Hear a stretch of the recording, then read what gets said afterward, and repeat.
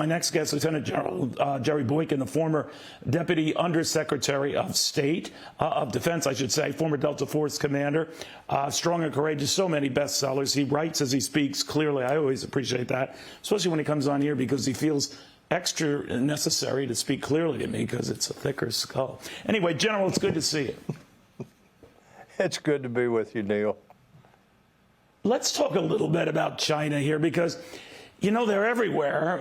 You know, Xi Jinping was looking like a leader for life. Then these protests over his zero-tolerance policy on COVID shelves that, reopened some factories, you know, skedaddles to Saudi Arabia, you know, fights back on every TikTok protest that this country or mayor or governor can dish up. What do you make of what he's up to? Well, I think it's important to go back to fundamentals and understand that one of the fundamental truths here in this whole episode of world politics that's unfolding right now is the fact that China and the Iranians are enemies.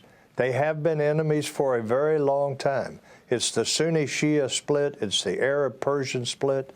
They are enemies. We think as we think in terms of the JCPOA and what it's going to do, which is essentially give the Iranians a nuclear warhead in a period of time, that it only affects Israel. No, it affects Saudi Arabia too. As one of my allies from the Middle East said to me one time, if there's one bomb, it goes to Israel. If there's two bombs, the second one goes to Saudi Arabia.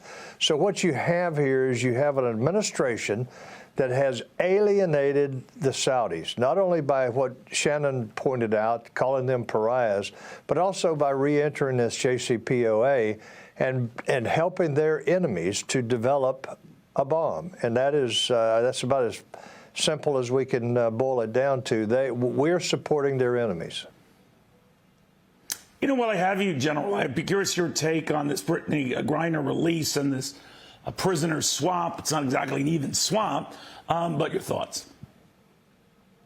Yeah, look, I'm glad to see her on an airplane headed home, and this was an egregious diplomatic thing as far as I am concerned, that they would accuse her of things that no one has.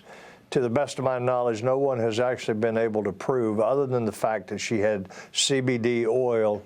But more importantly, this was all, I think, using her as a bargaining chip to get back what they really wanted, which was Victor Bout, and who knows how much information he has that they want, or how much information he has that they don't want the Americans to be able to get out of him.